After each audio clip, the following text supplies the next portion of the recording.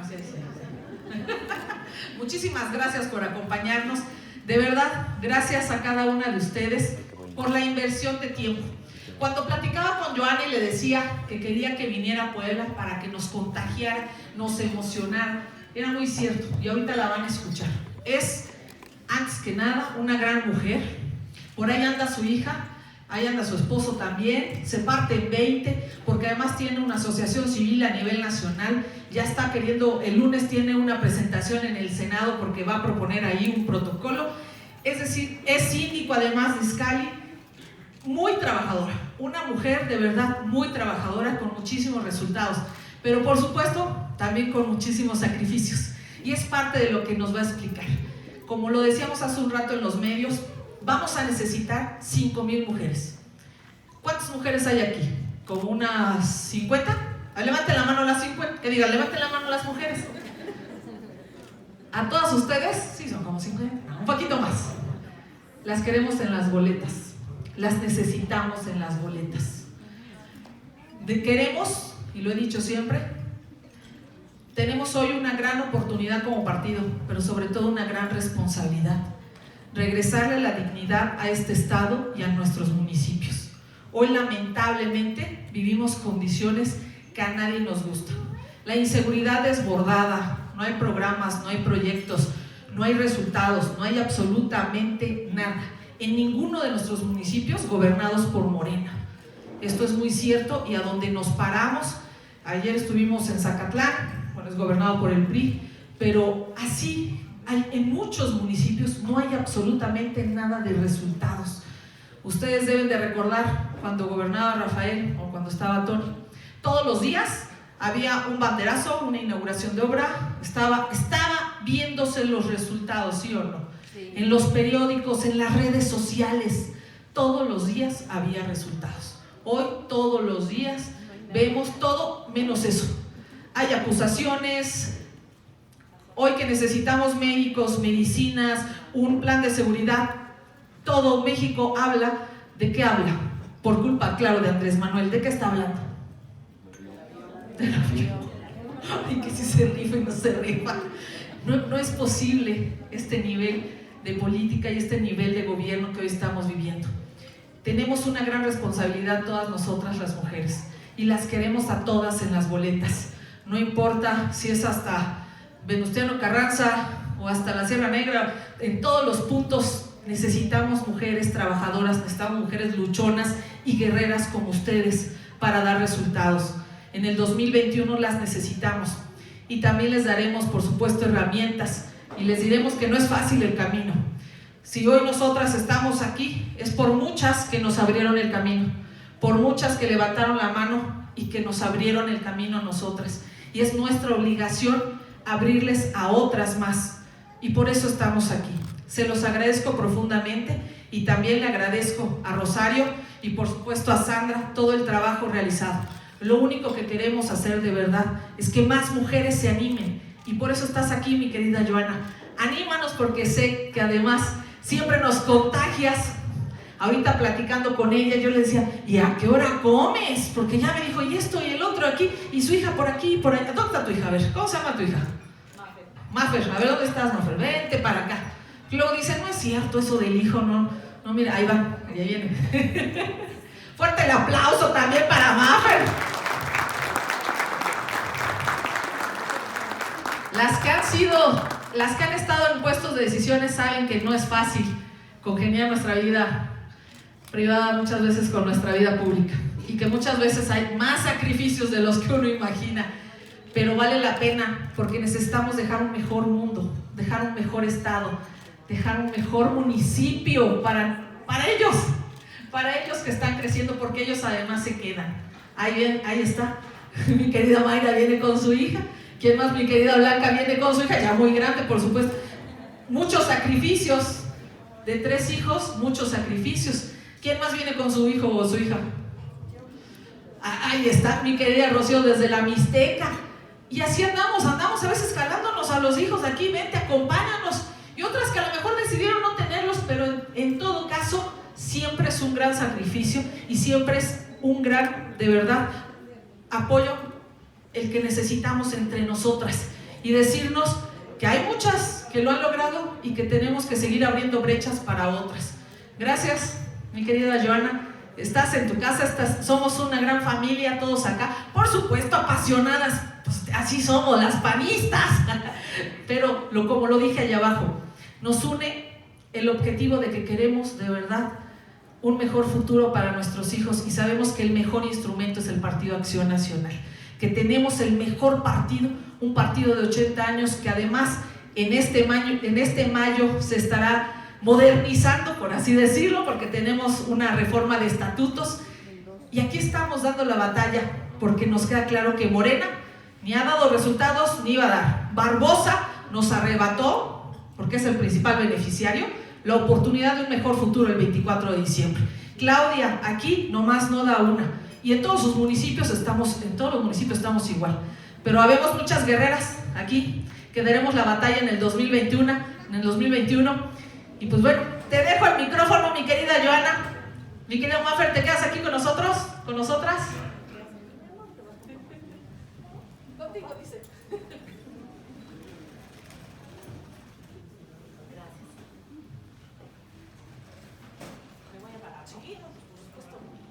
Muchas gracias a todos. Estoy muy contenta de estar aquí porque además Puebla, algunos de ustedes que me conocerán, que veo muchas caras conocidas y me da muchísimo gusto saludarlas, sabrán que en algún momento, muchos años, trabajé en el Comité Ejecutivo Nacional.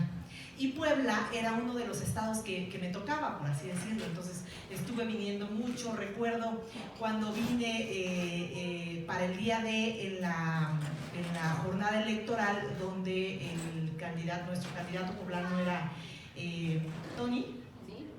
Era Tony. Me acuerdo que mi hija todavía no caminaba, estaba muy chiquita y todavía amamantaba, pero me tocaba venir, ¿no? Y la traje, me acompaña mi hermana, nos venimos manejando desde México, estuvimos aquí y por ahí tengo ahí algunas fotografías que todavía recuerdo de aquella ocasión en la que me quedé aquí un tiempo con ustedes viendo todo este tema de la gobernatura, que les fue muy bien, pero bueno, nosotros teníamos que estar aquí presentes trabajando desde la delegación del Comité Ejecutivo Nacional. Hoy, ¿de qué quiero platicarles? Genoveva me comentaba, nuestra presidenta, me voy a bajar, que ella lo que buscaba era animar a más mujeres que quisieran participar dentro de la política, porque sí participaban. Ella me decía, tenemos muchas mujeres muy valiosas, muy valientes, que están en la calle, que están en campo, que son líderes, que trabajan en la política, pero lo que tal vez nos puede hacer falta, porque además ya traemos una reforma de paridad, donde tendremos que tener muchísimas mujeres candidatas en todos los partidos políticos, incluyendo desde luego Acción Nacional, es que se animen a ser candidatas. Y uno de los máximos problemas por los que no se llegan a animar es por las cuestiones de violencia política. A veces no identificamos si es o no es violencia política, no, tal vez no lo sabemos, pero lo que sí sabemos es que el escrutinio público que se le da a las mujeres que participan en la política, desde el interior de sus partidos y después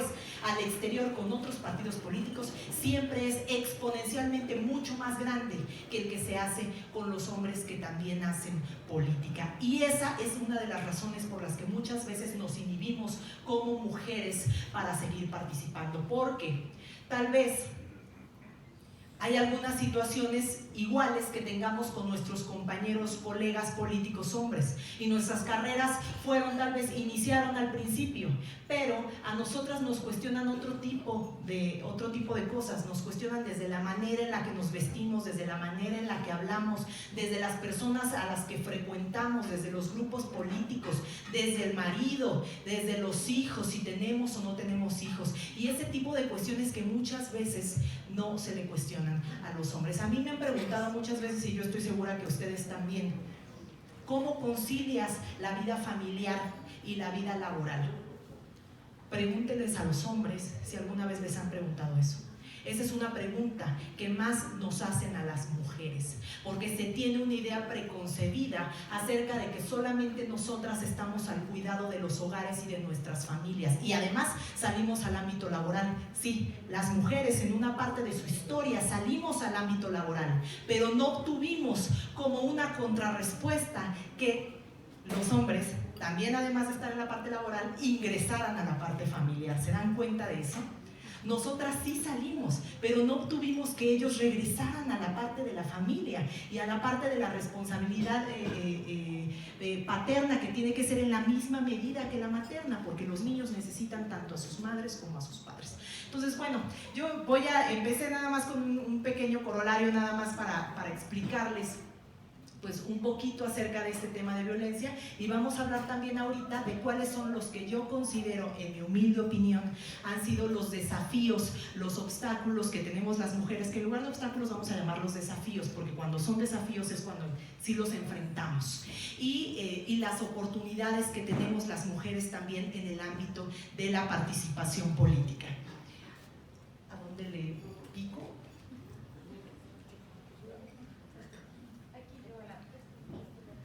De este lado. Muchas gracias. Bueno, ¿qué es el empoderamiento?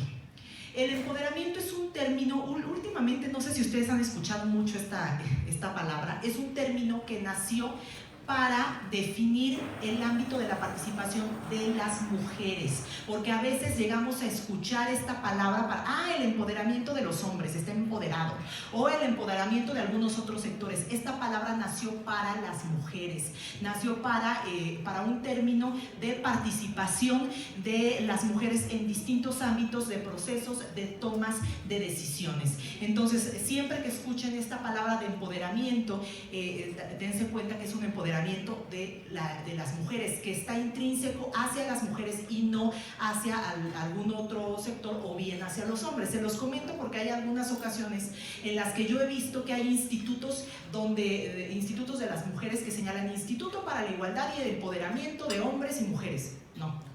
El empoderamiento es para las mujeres, nace a partir de estos procesos en los que se busca que más mujeres se encuentran en los ámbitos de tomas de decisiones. Entonces, para que se encuentren en esos ámbitos hay que empoderarlas, hay que darles las herramientas, los mecanismos necesarios para que entren a estos círculos de tomas de decisiones, y ahí nace lo que es el empoderamiento. ¿Han visto este video? No sé si lo podemos poner, ahí nada más se le pica. ¿Quién podría apoyarnos aquí? Muchas gracias. Este es un video, ya viene el link. Supongo que ya lo han visto. Sí. Si se puede, y si no, ahorita pasamos, y si quieres lo pasamos al final. ¿Sí? Y si quieres lo vamos buscando. Ahí está.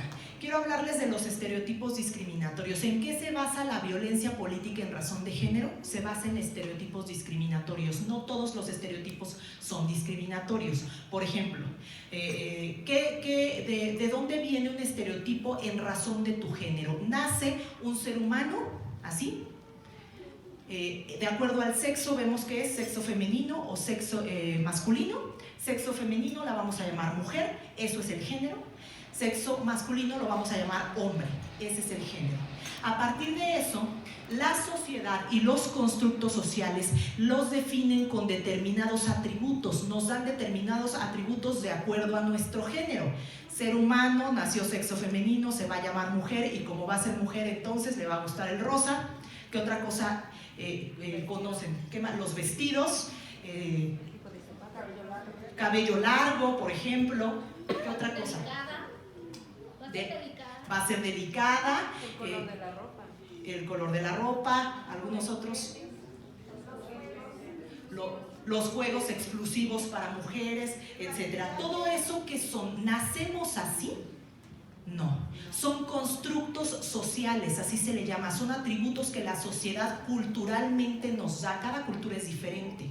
En México, o normalmente la cultura latinoamericana, nos da siempre los mismos, pues la verdad es que casi es en todo el mundo, actualmente ya casi es en todo el mundo. La misma cultura es la que nos va a dar esos atributos, pero son atributos sociales. No es que hayamos nacido y nos guste ya de hecho, nada más porque nací del sexo femenino y ahora se me llama mujer, me gusta el color rosa, o tengo determinados atributos que la sociedad me impone, que se encuentran en el inconsciente social.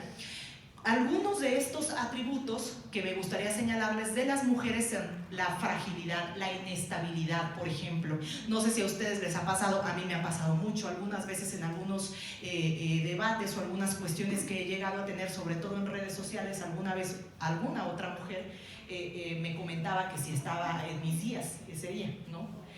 Cuestiones así que únicamente se les dan a las mujeres por su condición de mujer. ¿Y por qué dicen eso? Ah, porque está inestable, porque está loca, porque está... Ese tipo de cuestiones que son estereotipos discriminatorios. No necesariamente es así.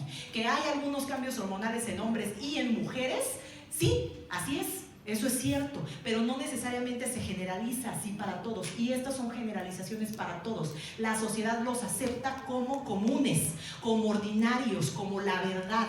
Entonces, parte de esos estereotipos discriminatorios de las mujeres son la fragilidad, la inestabilidad, la sumisión, la dependencia, por ejemplo, la dependencia económica, la falta de control de sí mismas, la pasividad, la frivolidad. El tema de ser cuidadoras de los bebés o cuidadoras de los ancianos o cuidadoras, un famoso llamado deber de cuidado, que hay estudios sumamente interesantes que yo las invito a que los busquen, de lo que se llama el deber de cuidado. Históricamente, cómo las mujeres han sido, de acuerdo a las sociedades, impuestas para que cuiden todo, para que cuiden primero a sus hijos, para que cuiden a sus maridos, para que cuiden a sus padres, para que cuiden el clásico, si eres la menor de todos los hijos, terminas cuidando a tus padres o a tu madre. Entonces, esas son cuestiones culturales y sociales que se han arraigado en la sociedad, pero que no necesariamente deben de ser así, que no son obligatorias y son los estereotipos que queremos romper. Que no sea exclusivo para uno de los géneros que eso suceda, que sea entonces una obligación de los dos géneros, ¿no? ¿Cuáles son los atributos o los estereotipos que se les dan a los hombres? No, sin que los vean. Valiente, ¿qué más? Fuerte, de fuerte carácter, dominantes, dueños de sí mismos. ¿Quién toma las decisiones? Sí, sí, determinantes, que toman decisiones, ¿qué más? Racionales, ¿sí? Machos, proveedores, ¿qué más? Todos estos estereotipos también nos dañan a ellos. Es decir, a veces el hombre está condicionado a que tengo que ser proveedor, yo tengo que ser el que...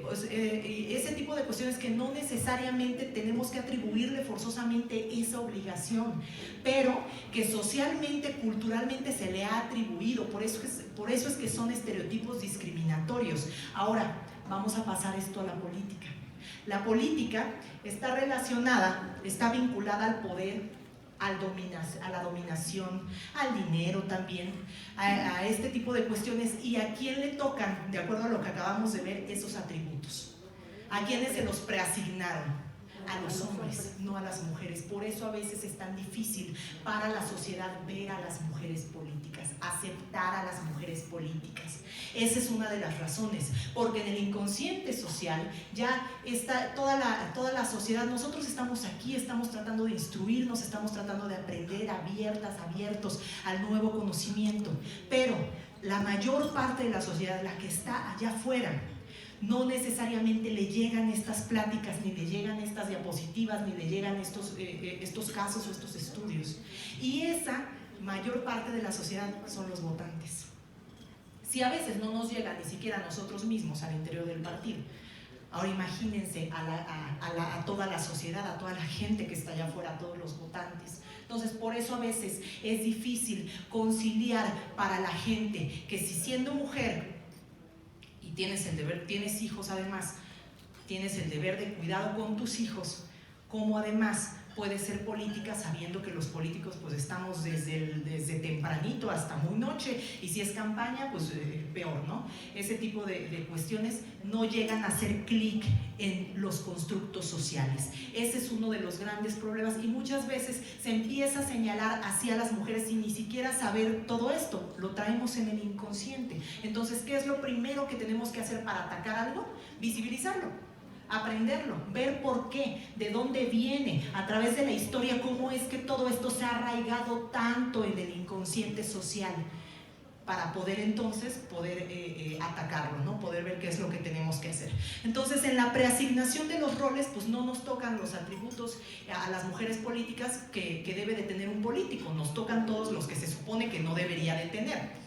Entonces quedamos relegadas al mundo de las emociones, al mundo de los sentimientos. Y todo esto, pues desafortunadamente, no me van a dejar mentir, a veces es convalidado por nosotras mismas. Así fuimos criadas. Lo primero que yo humildemente aconsejo, que es lo que tenemos que hacer, es hacer un ejercicio de introspección de nosotras mismas. Yo me he encontrado en algunas conferencias mujeres que me han llegado a decir: es que yo nunca me he sentido discriminada. Es que tal vez no te has dado cuenta de que has sido discriminada. Eso es algo distinto. O bien, aquellas mujeres que llegan a decir: es que tenemos que llegar las mejores mujeres. Y yo le pregunto, ¿y los hombres también piensan lo mismo? ¿Que tienen que llegar los mejores hombres?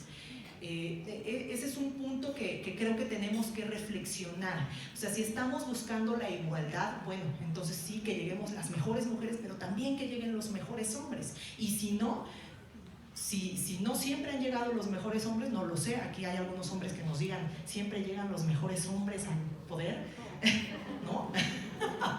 Lo está diciendo él, no yo. ¿Siempre llegan? No. Entonces, ¿por qué se le exige a las mujeres que sí lleguen las mejores mujeres? Lo que sea que signifique ser mejor. ¿Por qué? Ese es un punto en el que tenemos que llegar también a la igualdad. Tal vez por ahí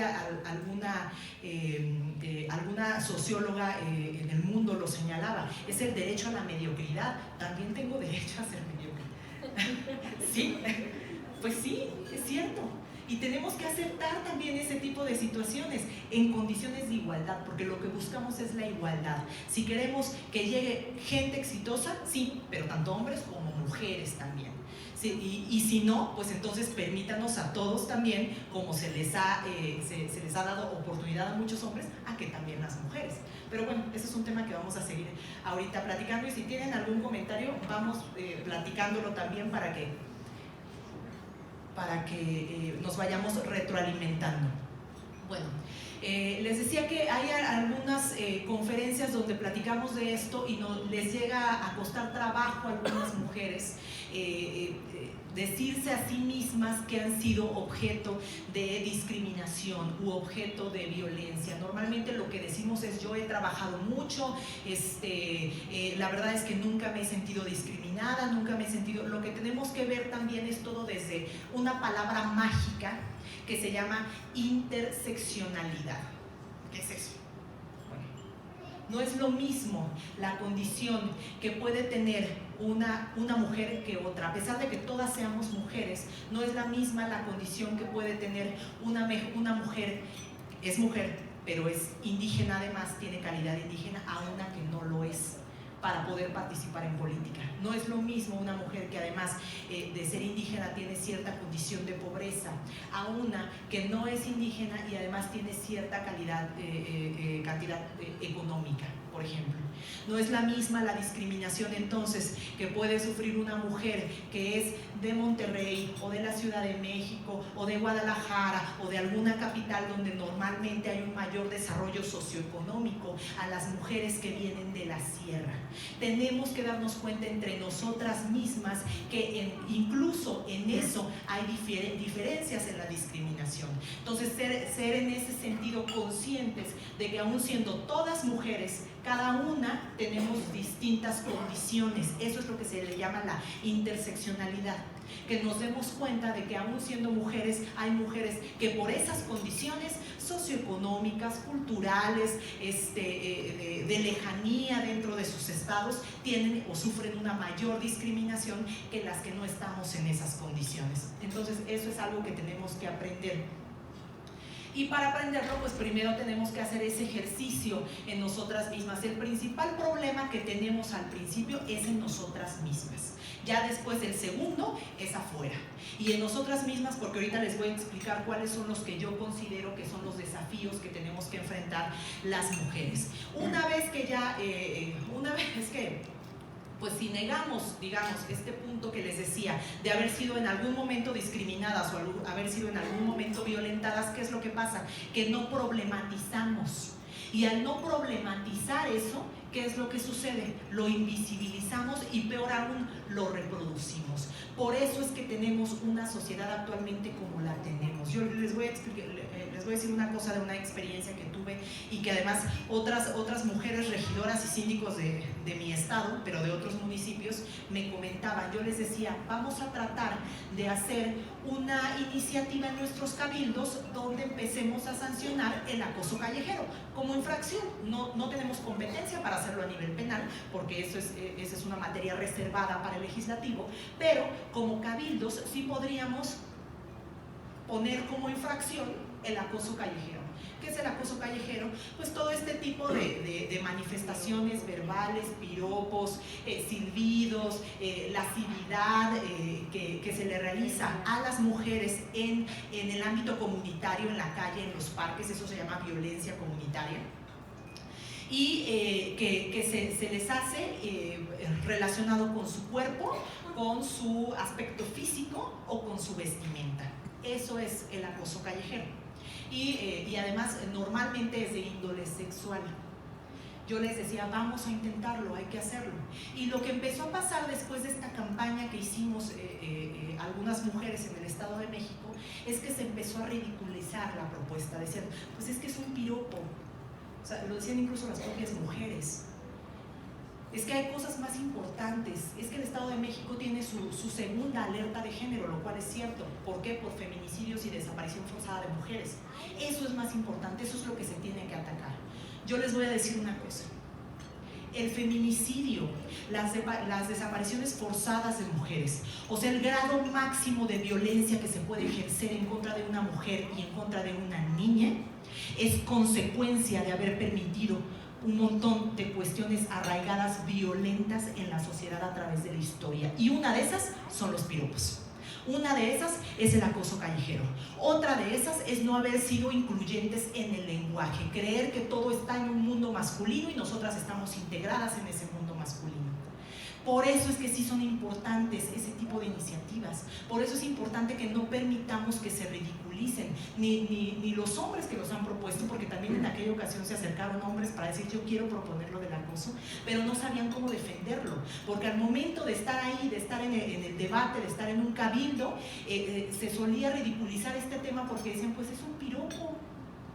Yo lo que les decía, bueno, tal vez ustedes se podrán imaginar muy románticamente el tema de una mujer joven a la luz de la luna, con un hombre joven a la luz de la luna, seguramente muy guapos los dos, y alguno de ellos, o generalmente él, le dice qué hermosa eres, y a la mujer le brillan los ojos y está el soundtrack de Crepúsculo al fondo, no sé, algo así se imaginaba. Lo cierto, la realidad es que no es así. La realidad es que actualmente hay niñas de 9, 10 años. Ustedes ven, yo tengo a mi hija, desde luego que ahora todo lo piensas alrededor de eso también, y los que tienen niñas también lo piensan alrededor de eso. Hay niñas de 9, 10 años que salen de la escuela y que hay un hombre que tenga 40, pónganle 30 si quieren, 40, 50 años, que le dice qué bonita faldita, o qué bonita niña, o qué bonita. Y tú, como madre, como mujer, sabes o te das cuenta desde el lenguaje corporal que tiene esa persona, desde la mirada que tiene esa persona, desde el tono con el que lo dice, te das cuenta de que hay una perversión ahí. Claro, emite una afectación psicológica. Y desafortunadamente eso, me gustaría decirles, que eso no está tipificado como un delito. No es un delito, porque le dijo qué bonita niña. No es un delito. El delito es el abuso sexual, el delito es la violación, el delito son los tocamientos y así. Pero eso en específico no lo es. ¿Por qué no nos vamos a meter nosotros, que somos servidores públicos municipales, en esos temas? Tal vez no podemos llevarlo hasta el delito, pero lo vamos a llevar a una infracción y vamos a empezar a atacar ese tipo de problemas, porque esa niña va a seguir pasando por la misma tiendita donde está ese tipo varias veces, porque por ahí tiene que pasar para irse a su casa después de la escuela. Es un problema claro. ¿Va a empezar por ahí? Sí. Como ustedes saben, la violencia va avanzando en grado. Puede empezar desde ahí, y después ya no sabemos qué es lo demás que puede suceder si no hacemos algo y si no ponemos un alto. Entonces yo con esto lo que les quiero decir, yo digo ya poniendo ese ejemplo en mi cabildo les decía, o sea, imagínense, si no ponemos los piropos, por lo menos en mi caso lo que querían sacar eran los piropos, decían no, solamente cosas de índole sexual. Decía, pues es que si la llevan, si yo como mamá llevo a mi hija con el oficial calificador va a decir, pues es que decirle qué bonita, pues no señora, pues mejor, seguramente va a decir, oiga, agradézcale al señor que se está chuleando a su hija. Eso es lo que va, imagínense qué tremendo y qué grave para la mamá, qué grave para la hija, qué grave por el grado de impunidad que eso tiene.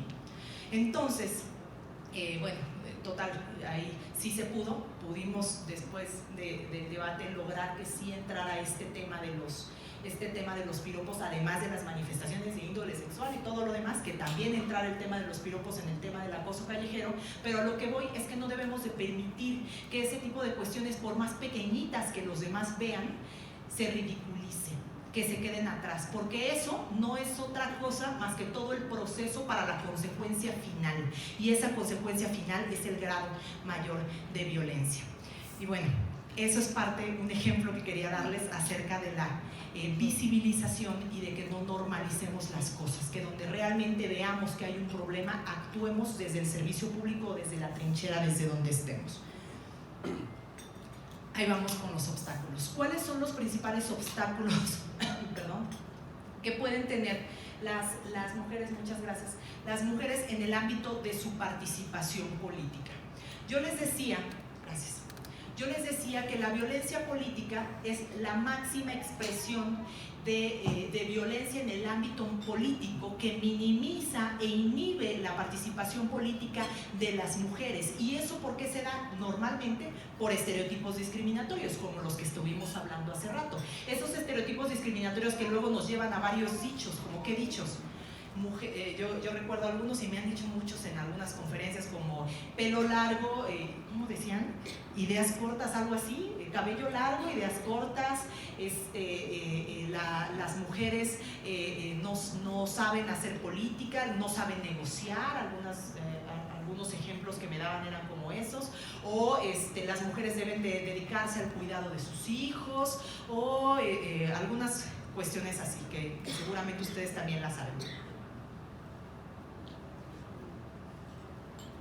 Bueno, a partir de eso, pues empecé a ver cuáles eran algunos de los desafíos que teníamos que enfrentar, además del tema de la violencia. Antes de llegar al tema de violencia, uno de los máximos desafíos que tenemos que enfrentar está dentro de nosotras mismas.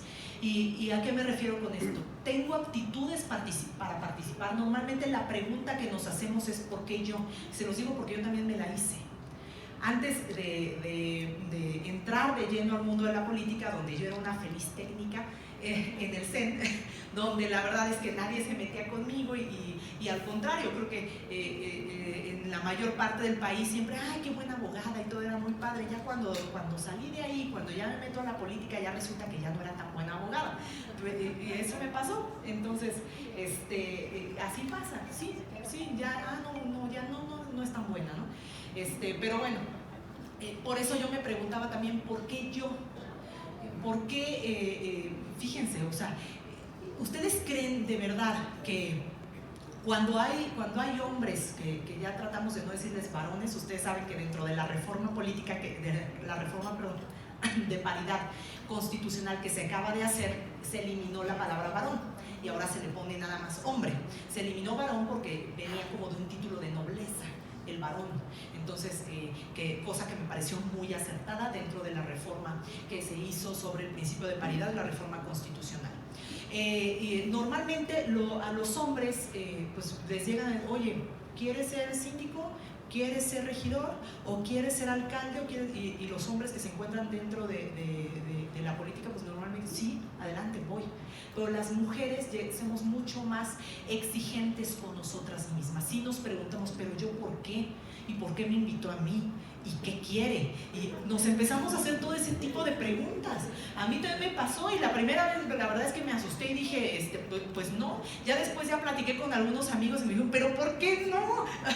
si vas para síndico, o sea, hay grandes posibilidades de que sí quedes, y es que luego, ¿qué voy a hacer ahí, no? Entonces, sí es difícil por el grado que tenemos de autoexigencia, esa valoración que llegamos a tener de nosotras mismas. ¿Qué es lo que hacemos? Como minimizamos mucho nuestras capacidades como mujeres, y eso viene de un ámbito de la crianza, de lo que les había comentado hace rato. Las minimizamos y empezamos a exagerar o a sobrevalorar las capacidades de nosotros. Lo primero que hay que tener ahí entonces es confianza en nosotras mismas. Hay lo que les decía, una subestimación de nuestras capacidades y una sobreestimación de las capacidades ajenas. Y lo que les decía hace rato, el derecho a la mediocridad. Se exige, nos exigimos nosotras mismas que debemos de ser las mejores para poder ser, y tal vez es cierto, sí, pero tenemos que plantearnos en una realidad política en la que esa exigencia no se les pide necesariamente a nuestros compañeros, a nuestros colegas políticos hombres. Entonces, ¿tenemos derecho a eso? Pues sí, la verdad es que sí. Lo que tenemos que hacer es entonces, si se nos va a exigir a nosotras que seamos las mejores, pues entonces también se tiene que exigir lo mismo para nuestros compañeros, o bien no exigírselo a ninguno. Eso sería importante. Les voy a comentar, hace poco en el PAN tuvimos nuestra convención de mujeres para ver el tema de los estatutos y ver cómo podíamos nosotras colaborar para que los estatutos tuvieran una perspectiva de género y pudieran incluirnos en ciertas cosas y poder tener unos estatutos mucho más incluyentes. Yo me acuerdo que en las mesas de trabajo que teníamos, yo tuve la oportunidad de participar y pues yo andaba de mesa en mesa y escuchándolas, y me acuerdo que decían, que a ver si no caigo aquí en una indiscreción, pero bueno, ya ustedes me dirán, pero en mi humilde opinión, me acuerdo que decían, ¿por qué la PPM no es electa por las mujeres? Una de las cosas que decían, ¿no? Y yo me preguntaba, ¿en serio? O sea, la secretaria de Promoción Política de la Mujer es una secretaria más de muchos secretarios que están en los comités directivos estatales, que también son importantes, secretario de Fortalecimiento, hay unos que tienen de gobernabilidad, algo así. Acción de gobierno, secretario de elecciones, también muy importante, comunicación, etcétera, ¿no? Es una secretaria más, se dedica, ella tiene sus propias facultades, tiene su propio rango y de competencia, pero es una secretaria más. Y yo me preguntaba, ¿y eso se le va a pedir también al secretario de Fortalecimiento? ¿Que sea electo él? O sea, que él también haga ahí labor, que él también sea electo, o al secretario general, pues, o sea, se les va a pedir a todos los secretarios, al de comunicación, o sea, y esa era una exigencia de nosotras mismas, o sea, era la autoexigencia que nos hacemos a nosotras mismas.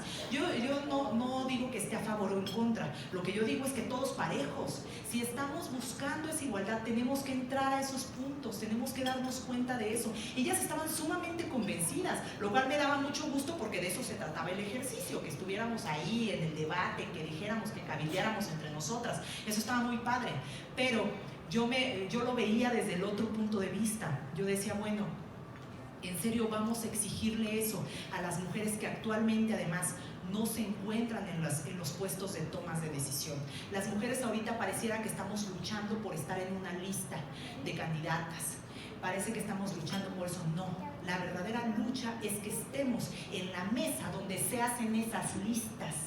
Ahí es donde no estamos, ahí es donde ninguna de ustedes están. Yo puedo decir por experiencia que me llegó a tocar en nuestro propio partido, y de hecho que se lo comenté en alguna ocasión a quien entonces era el líder de nuestro partido a nivel nacional, y decía, soy la única mujer, la abogada del partido, soy la única que está aquí, y todos los hombres en la mesa política estábamos viendo el tema de las listas plurinominales para las federales. Y yo me daba cuenta de eso, ya después de que empiezas a visibilizar todo y empiezas a tomar estos cursos y te empiezas a dar cuenta de muchas cosas, y eso desafortunadamente nos llega a veces a la infelicidad, porque como que antes éramos más felices cuando no nos dábamos cuenta de esas cosas, pues después ya te das cuenta de todo eso y te vuelves muy infeliz.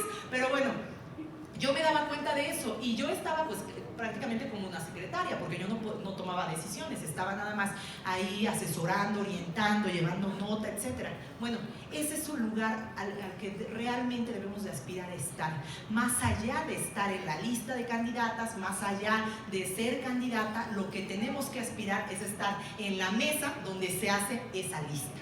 Ese realmente debe de ser nuestra finalidad. Entonces, para mí, el primero de los obstáculos o de los desafíos que tenemos es esa autovaloración. Empecemos a ver al interior de nosotras mismas y después ver todas las cuestiones que tengamos al exterior. Y entre estas, pues es lo que les decía, ¿por qué yo no? Esa debe de ser su pregunta siempre, ¿por qué yo no? ¿Qué es lo que tengo? ¿Qué es lo que no tengo? También se vale para poder nutrirlo, para poder mejorarlo, para poder fortalecerlo. ¿Y en qué puedo contribuir? ¿Por qué alguien más está viendo en mí algo que yo misma no veo? Desde ahí estamos mal y eso es lo que tenemos que mejorar. Y pues, lo que le pusimos, el derecho a la mediocridad. A ver si después pasa a la posteridad. El segundo es el mandato de la feminidad. ¿Qué es esto? ¿Qué se espera de las mujeres dentro de los atributos que hace ratito les comentaba que la sociedad nos preasigna culturalmente? Que seas madre. Una de esas cosas es que tu máxima realización es que seas mamá.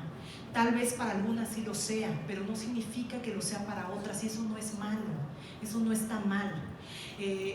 Algunas ocasiones llegan a señalar, es que es irresponsable, yo he llegado a escuchar eso, es irresponsable que siendo política seas madre. ¿Se imaginan lo fuerte que es eso? ¿Por qué? Porque se está atribuyendo todo el deber de cuidado solamente a ella, solamente a la mujer, por todos estos atributos que hace rato se habían preasignado por la sociedad. Y lo que yo les decía es cómo y en qué momento nosotras sí llegamos al campo laboral y nos quedamos ahí, pero además también estamos en nuestras casas, y por qué en contrapartida nunca recibimos que nuestros compañeros hombres también regresaran al campo de la familia, al campo del deber de cuidado que ellos también tenían. Que desafortunadamente pues hasta ahora no se ha logrado, no en la gran generalidad, no en la gran mayoría como nos gustaría que pasara. Entonces, una de las cosas es esto. Yo me he encontrado muchas mujeres políticas que aún queriendo serlo, aún queriendo ser mamás, han decidido no serlo porque han decidido privilegiar su carrera política. Y hace rato cuando les comentaba otros de los ejemplos que a mí me han dicho mucho, cómo concilias la vida familiar y cómo concilias tu vida familiar y tu vida laboral, y decía, ¿por qué no le preguntan eso también a los hombres? Porque la mayor parte de los hombres políticos sí están casados, los grandes políticos están casados y tienen niños. Y las mujeres, muchas mujeres prefieren no hacerlo. ¿Por qué? Porque empieza también un escrutinio al respecto, porque saben que también pueden ser atacadas por esa parte, a diferencia de los varones, porque saben que se puede cuestionar incluso la procedencia de sus niños aún estando casadas, porque esa es la manera en la que en la política se tiene para hacer alguna crítica a las mujeres políticas, a diferencia de los hombres. A diferencia de ellos. Entonces eso es algo de lo que tenemos que estar muy conscientes. Yo como abogada electoral que tengo grandes amigas que son abogadas electorales, y me di cuenta que trabajando en la política, una abogada electoral necesariamente trabaja en la política, y también me di cuenta de eso, de que la verdad es que pocas éramos mamás, a pesar de que estábamos en el ámbito técnico de la política, pocas éramos, y no porque no quisiéramos, sino por este ritmo de vida que llegamos a tener, y porque ya está también en nosotras el pensar que no nada más me voy a tener que ocupar de la política, sino también de mis niños. Eso es algo que sí está bien, pero que también debería de ocuparles y preocuparles a nuestros compañeros. El tema de la autoexigencia de ser la supermujer. Este es otro de los temas que estoy segura de que a ustedes también les ha pasado, esa autoexigencia de que todo lo puedo y todo lo puedo hacer con la misma calidad, todo lo puedo hacer bien, todo puedo estar en el trabajo, puedo atender a mis hijos, puedo hacer… ese punto sí debe de ser ocupado como un desafío. Lo que yo quiero decirles es que no tenemos que autoexigirnos ser las supermujeres. Lo que tenemos que hacer es que buscar en nuestras parejas, en que los hombres se inmiscuyan en todos los temas que también son familiares, que también tienen que ver con cuestiones de cuidado, además de sus cuestiones laborales, como lo hacemos nosotras, para que las cargas de trabajo no sean tan desequilibradas. No tenemos por qué ser supermujeres. Eso está mal, que estemos buscando ser, y muchas veces nosotras mismas valoramos eso. O sea, estas cuestiones de hacemos esto, hacemos el otro, atendemos a nuestros niños, vamos por nuestros niños, soy presidenta del comité directivo estatal, o soy candidata, o soy servidora pública, todo esto, y además hago esto, etcétera. A lo que voy es que no debemos de exigirnos eso en nosotras mismas, porque si no, lo que estamos haciendo es convalidar justamente lo que no queremos, convalidar que seamos nosotras las encargadas de la familia, de los hijos, de los abuelos y además del trabajo. Eso es lo que no queremos. Entonces, este ámbito de las supermujeres lo realzamos, lo empezamos a robustecer nosotras mismas, las mujeres. Entonces, yo creo que ese es uno de los ámbitos que tenemos que empezar a dejar. No es fácil, no es sencillo, necesita que estén inmiscuidos los hombres. Yo siempre ahora que colaboro más desde los ámbitos de las mujeres, desde los ámbitos de promoción política de la mujer, siempre les he dicho, yo sé que es difícil, pero se tiene que empezar. Tiene que haber muchos más hombres en este tipo de pláticas. Más hombres, porque las mujeres ya hay cosas que ya identificamos, que ya nos damos cuenta que no es la primera vez que venimos a estas pláticas y que ya las traemos en la mente. ¿Quiénes queremos que se inmiscuyan en todo esto? Nuestros compañeros, los hombres. Entonces, creo que a veces este tema de decir promoción política de la mujer significa que solamente voy a trabajar en el tema de las mujeres. No, porque la promoción política de la mujer se para o se daña cuando hay violencia política, y la violencia política, gran parte de los perpetradores y de los reproductores de esa violencia son los hombres. Entonces hay que buscar también llegar a ellos, hay que buscar también darles esta información a ellos. Para mí lo correcto sería que también empezáramos a trabajar estos temas con ellos, sí, ponderarlos, ¿no? La necesidad de elegir familia, trabajo. Es lo mismo que les comentaba hace un momento. Y el otro, pues el deber de cuidado. Hay numerosos estudios para los que estén interesados de esto del deber de cuidado. Es una cuestión histórica, donde a las mujeres se les ha atribuido esto del deber de cuidado y nosotras mismas lo traemos en la mente. Por ejemplo, o sea, tal vez en aquel momento, cuando era la jornada electoral de Tony, yo pude haber dejado tal vez a mi hija al cuidado de su papá en casa, pero no quise hacerlo porque en mi mente, para mí lo mejor es que mi hija estuviera conmigo a pesar de que yo estuviera trabajando, ¿no? Parte de eso, parte de esa cuestión psicológica, que eso no significa que esté mal, o sea, ellos lo pueden hacer igual de bien que nosotras, o sea, ni nosotras nacimos para hacerlo, ni ellos, pero estamos aprendiendo juntos y lo podemos hacer juntos, y así como lo podemos hacer nosotras, ellos también pueden cuidar a los niños. Pero en mi mente yo creía que no estaba bien, yo creía que sí me debía de llevar yo a mi hija en carretera, manejando yo a otro estado para una elección donde seguramente ni siquiera iba a poder estar con ella en el hotel, como pasó. ¿Por qué? Pues esa autoexigencia de ser la supermujer, de tener el deber de cuidado, o sea, varias cosas, cuando pude haberle dejado en una mayor comodidad, digamos, con su papá. Y eso estoy segura de que nos pasa a todas. Entonces hay que tratar también de liberar ese tipo de situaciones. Rivalidad entre mujeres. La falta de respeto entre las propias mujeres, la falta de sororidad, pues no me van a dejar mentir, a veces dicen, el peor enemigo de las mujeres son las propias mujeres. Los propios hombres lo dicen. Mujeres juntas ni difuntas, ya saben, todas esas. ¿Por qué han surgido todos estos lemas? ¿Por qué han surgido todos estos dichos? Por realidades. La verdad es que sí han surgido por todo eso. entre nosotras mismas nos exigimos mucho a nosotras mismas y le exigimos mucho a la otra, incluso más que a nuestros compañeros, colegas políticos. ¿Por qué hacemos eso? Es una cuestión a veces de competencia. Yo lo que muchas veces les digo es, a todos nos enseñaron historia en la escuela, a todas. Nos enseñaron historia de la humanidad o historia del hombre porque se creía que hombre engloba hombre y mujer, cosa en la que no estamos de acuerdo. La historia de las mujeres es una historia totalmente diferente, que no nos enseñan en la escuela. Hay libros, hay muchos estudios, hay muchas cuestiones que yo las invito a que busquen acerca de cuál ha sido la historia de la condición de las mujeres en toda la humanidad. Cómo las mujeres han ido evolucionando, cómo las mujeres fueron también involucionando, cómo es que al principio de los tiempos se empiezan a dar las diferencias entre las características de los hombres y de las mujeres, y cómo es que de un principio ser mucho más partícipes ambos géneros, se empiezan a dar las diferencias entre la propiedad privada, entre la fuerza que tenían los hombres a diferencia de las mujeres, y empiezan a ser relegadas. En un principio de la historia, ustedes recordarán, a veces vemos algunos capítulos ahí en los canales que cuentan historia de la humanidad, y vemos cómo había reinas, cómo había abadesas, cómo había mujeres guerreras, cómo había... ¿Qué es lo que pasó a lo largo de la historia que eso empezó a terminar?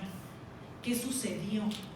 Esa historia es la que las mujeres no nos sabemos, es la historia que tenemos que aprender, que tenemos que retomar y hacerla nuestra. ¿Por qué empiezan las mujeres a perder los derechos civiles? ¿Por qué las mujeres, a pesar de que eran científicas, a pesar de que podían ejercer labores de parto para ayudar a otras mujeres, tenían conocimientos en medicina, qué es lo que sucedió para que los grupos de poder que fueron conformados por los hombres decidieran que las mujeres ya no tenían derechos para poder firmar sus propias obras, que las mujeres no tenían derechos como para poder decir esta obra científica o esta obra artística es mía, pero no se podía porque no tenían derechos civiles. Entonces muchas de las cuestiones en la historia de ciencia o de arte fueron firmadas por hombres cuando lo habían hecho mujeres, cuando lo habían hecho sus esposas, cuando lo habían hecho sus hermanas o lo habían hecho sus hijas, pero como jurídicamente perdieron esa posibilidad porque nos la quitaron en las leyes, entonces firmaban los hombres. Hay muchas cuestiones de esas que no sabemos. Y después cómo fuimos perdiendo otros derechos, y cómo perdieron los derechos políticos, los derechos civiles y una serie de derechos que ahorita lo que estamos buscando es reivindicarlos. No es que no los hayamos tenido alguna vez en la historia de la humanidad, sí los tuvimos, pero se quitaron. ¿Y quién los quitó? ¿A través de qué? A través de las leyes. ¿Quiénes hacían las leyes en ese momento? Los hombres, sí. Por lo que sea, porque de alguna manera decidieron, no, como yo soy el hombre fuerte, proveedor, valiente, determinante, yo tengo que hacer eso. Y como tú eres sumisa, emocional, frágil, cuidadora, etcétera, mejor dedícate a cuidar a los niños. Vamos a impedir que las mujeres puedan entrar a las escuelas de medicina o a las escuelas de leyes o cualquier tipo de escuela, y vamos a hacer escuelas especiales para que aprendas a planchar, a lavar y a cuidar a tus niños. Eso existió. Tenemos que, pues obviamente no lo recordamos, pero tenemos que hacer esa remembranza cultural y social. O sea, recordarlo socialmente para que nos demos cuenta de que estamos ahorita en una etapa de reivindicación de derechos. No es que estemos buscando algo nuevo, es que alguna vez lo tuvimos y por alguna razón se quitó, y porque no estábamos en esas mesas de decisión. Entonces, ¿qué es lo que queremos ahora? ¿Empezar a retroceder nuevamente en esas situaciones? No, por eso es importante la participación política de las mujeres, para estar en esas mesas donde ya no sucedan ese tipo de cosas, donde ya no sucedan esas situaciones privativas de las libertades específicas de las mujeres. Eso es lo que pasó en algún momento de la historia. Muchas de nosotras no lo sabemos. Entonces, si no lo sabemos, ¿cómo vamos a poder hacer algo o impedir que vuelva a suceder eso? Actualmente, ustedes lo saben, acaban de proponer el tema de quitar el feminicidio del Código Penal. Imagínense, costó mucho trabajo. Esos temas han costado mucho trabajo por muchas mujeres que como ustedes han estado todo el tiempo al pie del cañón y diciendo sí hay una diferencia, si a mí con mi novio me asaltan en el metro, nos asaltan en algún otro lado, a él lo van a asaltar y probablemente lo van a golpear, pero a mí no nada más me van a asaltar y me van a golpear, a mí me van a hacer muchas otras cosas porque mi cuerpo es de sexo femenino, porque soy mujer. Eso sí es en razón de género. De ahí es de donde viene el feminicidio, por eso, porque no se puede, o sea, hasta en eso somos desiguales, pues. Hay un estudio muy interesante acerca de las muertes repentinas en hombres y en mujeres jóvenes. Se hizo un estudio aquí en México sobre en qué edades las muertes repentinas y qué las causaban. En los hombres jóvenes las causa un disparo. Esas son como las muertes en hombres jóvenes y muertes traumáticas, ¿no? Un disparo. Y en las mujeres jóvenes de determinadas edades, también muertes que no sean naturales, pues que no sean por enfermedad o que no sean por algunas otras cuestiones,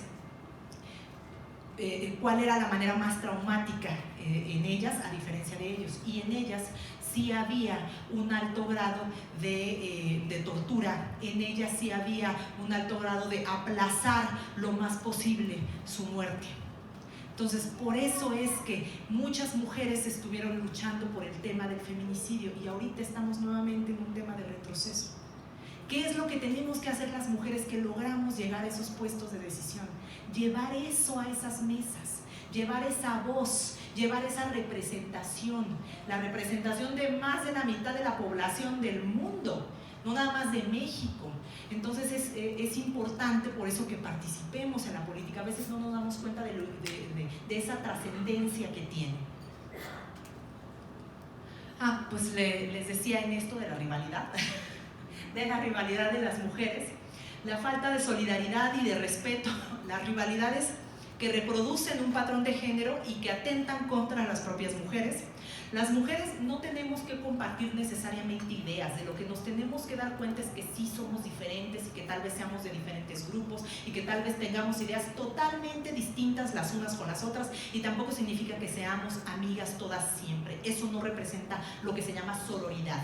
Lo que representa es que nos demos cuenta de que tenemos que tener fines comunes, estrategias comunes por un objetivo, y ese objetivo, sobre todo en las mujeres políticas, es estar siempre a favor de todas aquellas otras mujeres que no les interesa la política o que están en otras cosas o que tal vez no han todavía visibilizado esa situación en la que se encuentran como nosotras, y ayudarlas. Entonces esos deben de ser los objetivos de las mujeres, más allá de si somos amigas o no somos amigas, darnos cuenta de que hay un campo común que nos une a todas, y esos campos comunes son, por ejemplo, los problemas que enfrentan muchas de las mujeres que no necesariamente están en la política o que incluso no les gusta la política, pero nuestra obligación, si estamos metidas en esto, si estamos metidas en el tema del servicio público, si estamos metidas en el tema de la política, entonces debe de ser por ellas. Ese debe de ser nuestro objetivo final. Entonces, más allá de esas diferencias, tenemos que buscar esas coincidencias.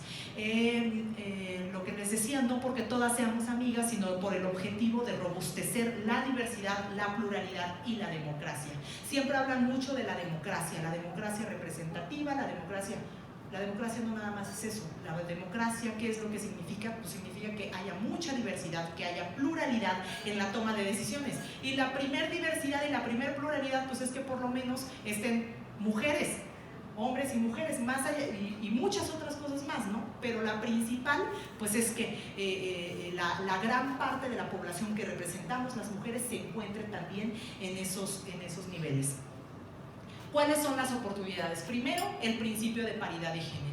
El principio de paridad de género no es un principio numérico, no significa 50%, 50%, no.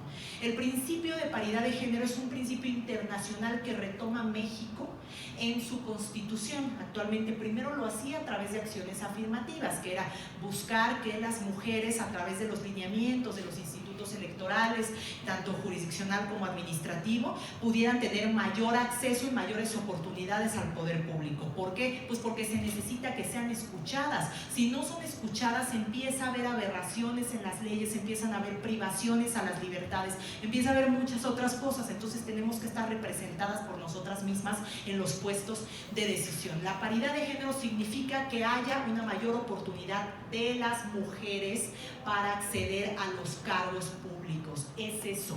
No busquen paridad en el diccionario, porque algunas veces, me acuerdo que alguna vez estuve en algún foro con un magistrado, por cierto, y el magistrado decía, no, es que paridad significa 50%, 50%. Yo decía, pues no, tal vez paridad sí, pero el principio de paridad del que tú estás hablando es un principio internacional para favorecer a las mujeres, para que ellas puedan acceder a cargos de elección y a tomas de decisión. Para eso es el principio de paridad, como lo que les decía hace rato del empoderamiento. Así que cuando alguien venga y les diga, porque suele pasar mucho, incluso las mujeres también lo llegamos a decir, es 50-50, no. Es más, tan es así que hay criterios jurisdiccionales en nuestra materia, en lo electoral y en lo político, que señalan que no hay una violación al principio de paridad si son más mujeres que hombres en el órgano colegiado. ¿Por qué? Porque lo que se buscaba era que más mujeres estuvieran en esos puestos de decisión, porque esa es la finalidad del principio, no es una cuestión numérica. Actualmente, ya después de la reforma constitucional, donde tendrá que haber paridad en todo, tendremos que tener 50% de mujeres alcaldesas, hombres alcaldesos, o por lo menos pues, digamos lo más equilibrado posible, porque pues no en todos los estados existe un número par de municipios, y también en el tema de la paridad que denominan vertical, que es que también en regidores y síndicos exista la misma cantidad en proporción de mujeres que de hombres. Eso es el principio de paridad, y no nada más en los órganos de representación popular, sino que además la reforma se fue un poco más allá y también ocupa algunos otros órganos autónomos y algunas otras cuestiones. Pero lo que a nosotros nos ocupa, esta es una gran área de oportunidad. O sea, es para qué quiero hacer política. Quiero hacer política para lograr llegar a tomas de decisión y para poder evitar algunas cuestiones, o para poder contribuir con mi visión, porque mi visión como mujer siempre va a ser diferente a la visión de un hombre, porque somos criados de manera distinta, y en esas diferencias es donde tenemos que buscar la igualdad. Tenemos que reconocer primero las diferencias y después buscar esa igualdad. Aquí, ¿qué es lo que tenemos que hacer? ¿Por qué es tan importante nuestra participación? Pues por todo lo que les he venido diciendo a lo largo de esta ponencia.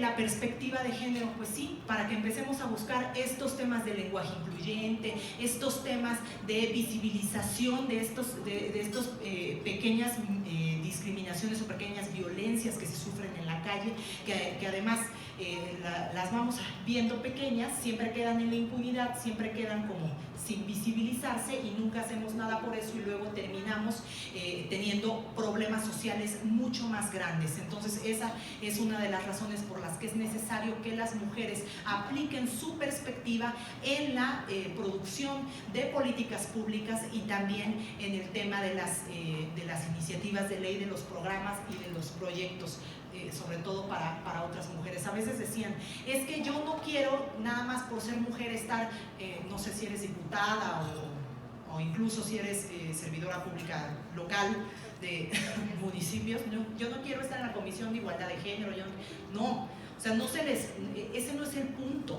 El punto es que estés en la Comisión de Justicia, pero, o en la, no sé cómo se llaman las otras comisiones, en la comisión de, ¿qué otras comisiones hay? Incluso las legislativas, la comisión de Hacienda, en la comisión que ve asuntos jurídicos, el punto es que estés en todas, no nada más en el tema de la igualdad de género, sino que en las demás, para que tu perspectiva y tus ideas puedan estar dirigidas a lo que representas. Y lo primero que representamos son evidentemente a todos nuestros votantes, pero además de eso pues es a nuestro propio género. Entonces por eso es importante la aplicación de perspectivas de género, dentro de las políticas públicas, dentro de los proyectos y las iniciativas. La oportunidad de generar alianzas. Lo que yo siempre les he dicho es que nosotros no podemos luchar, mujeres, no se puede luchar por la igualdad desde la segregación, desde la sectorización, desde decir solamente nosotras las mujeres unidas, no. Es necesario también la alianza con los hombres, también es necesaria. Es necesaria porque solamente así podemos ser lo que estamos buscando, la pluralidad, la diversidad y la inclusión. Entonces no se puede hacer desde este ámbito de separar a los demás porque son hombres o son de otro género, no, se tiene que hacer desde la inclusión. De eso se trata la democracia. Es mucho más democrático un país donde las decisiones se toman en pluralidad y en diversidad. Entonces eso realmente es la democracia, no nada más es ir a votar. La democracia es que las decisiones se tomen con mucha pluralidad y con mucha diversidad. La lucha tiene que ser desde ahí, tiene que ser en alianza con mujeres, pero también con los hombres. Estos son los argumentos que legitiman nuestra participación. El argumento sobre la justicia, las mujeres pues representan la mitad de la población, entonces, o más.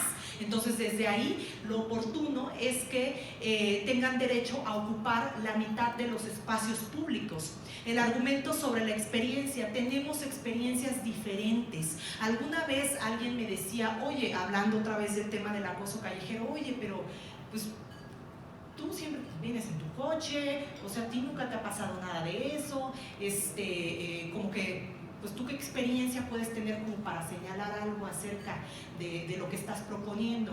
Y yo les decía, de acuerdo a mi experiencia, y que seguramente ustedes tendremos experiencias compartidas al respecto, es que yo no siempre fui lo que en este momento se pueda ver, tal vez no sea lo mejor, pero no siempre fui así. Alguna vez también tuve que estudiar mucho y también tuve que esforzarme mucho, tuve que trabajar y también tuve que estudiar, y no siempre tuve coche. De hecho, gran parte de mi vida no lo tuve. Y tenía que litigar, y tenía que ir porque quería ser una buena abogada y quería tener la experiencia, y todos en mi universidad asistíamos a los despachos y luego nos regresábamos a trabajar y luego nos regresábamos a la escuela. Todos lo hacíamos a las 9 de la mañana, yo tenía que estar en la colonia Roma, desde mi municipio, Cuautitlán Izcalli, y ahí estaba el despacho, y tenía que pasar por un camión primero, y luego tenía que pasar por el metro, y luego tenía que caminar hacia donde estaba el despacho. Yo después de ahí pues tenía que ir a varios juzgados, tenía que tomar el metrobús, tenía que tomar el metro y tenía que tomar otras cosas, porque ahí, si tú quieres litigar, no puedes estar en coche porque nunca llegas. Además, los juzgados los cierran a las 2, entonces tienes que estar en metro siempre. A mí, en lo personal, yo puedo decir, siempre tenía alguna experiencia yo respecto a algún abuso que pudieran hacerme en la calle. Sí, era como muchas de ustedes, era joven, te da miedo, no quieres hacer mucho, no quieres hacer escándalo, te avergüenza, ese tipo de cosas, ¿sí? O que te dijeran algo en la calle también. Y a mis compañeros, había compañeras mías que llegaban a la universidad y llegaban llorando porque algo les había pasado en el trayecto. Siempre a alguien, siempre le llegaba a pasar algo. Y yo nunca vi que a uno de mis compañeros les pasara eso, nunca. ¿Eso nos da experiencias diferentes? Pues claro, experiencias totalmente distintas. Por eso es que decimos, claro que sí pasa esto, claro que sí pasa el acoso callejero, claro que sí te dicen cosas, claro que intentan tocarte, sí. Y a los hombres, a nuestros compañeros, amigos, jóvenes, abogados, litigantes como nosotros, pasantes como nosotras, normalmente no llegaban nunca hacia la escuela, no llegaban llorando como varias de nosotras, no llegaban con alguna experiencia o algo que contar de este tipo de cosas como nosotras. Entonces, ¿tenemos experiencias diferentes?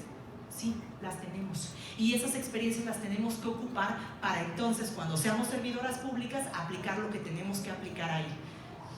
Argumentos sobre las necesidades diferenciadas. Mujeres y hombres tienen necesidades y puntos diferentes, por tanto, para la agenda de que dichas necesidades sea considerada, pues se necesita la participación de los dos, tanto de hombres como de mujeres. Y el argumento sobre la modificación de las normas y el contenido de la política.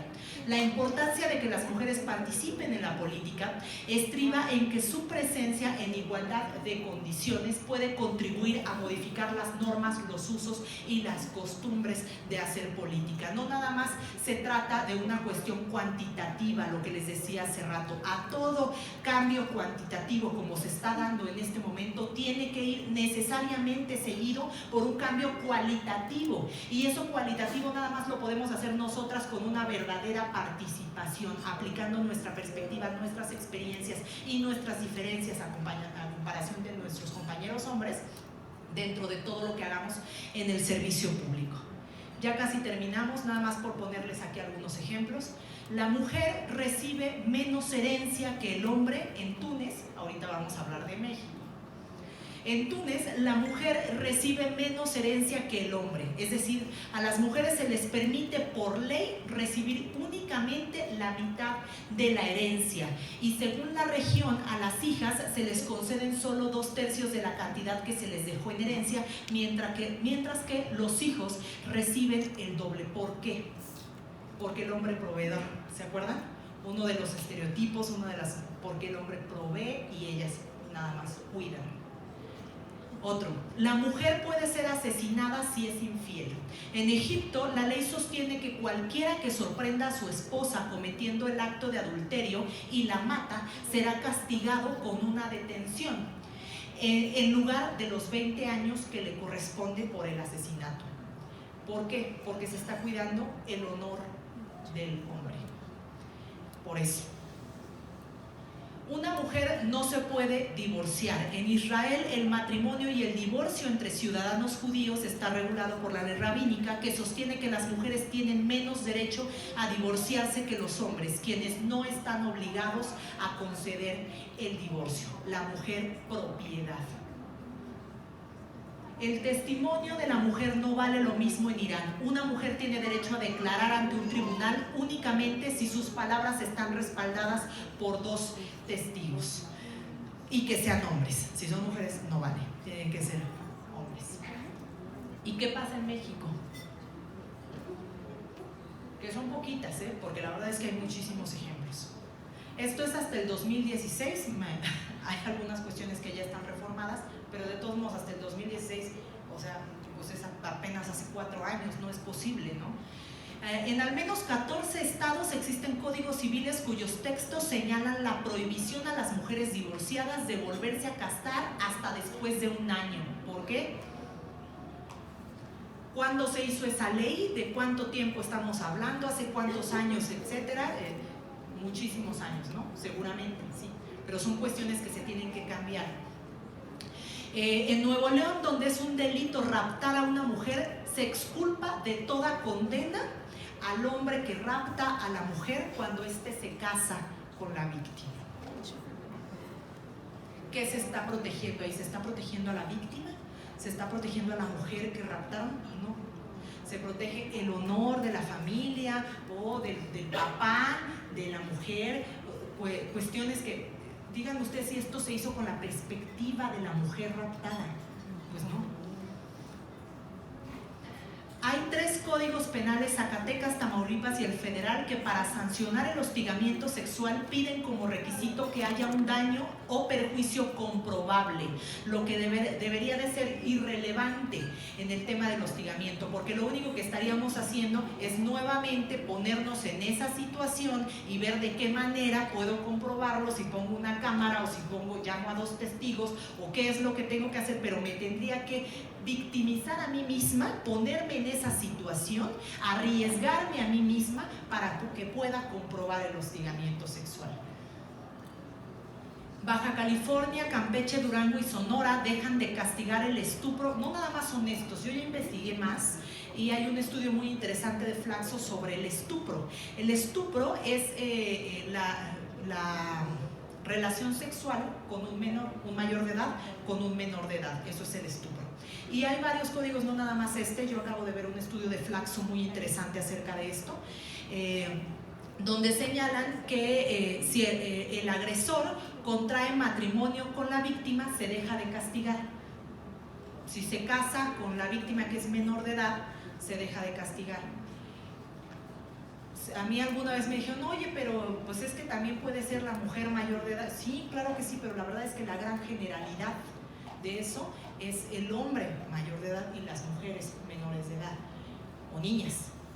Tan es así que cuando ustedes leen todos los estudios acerca de los matrimonios infantiles, siempre son niñas, siempre, y está legalizado en muchas partes del mundo. Entonces, es una cuestión que desde luego que nosotras, que somos políticas, servidoras públicas, tenemos que meternos en eso. Y no nada más eso, también están cuestiones como esta. Y otra cosa, en el estupro, de acuerdo al estudio que les digo que está muy interesante, por eso les decía que son más estados, también se señala que la mujer se tendrá que comprobar, la mujer tendría que ser casta y pura, algo así, señala.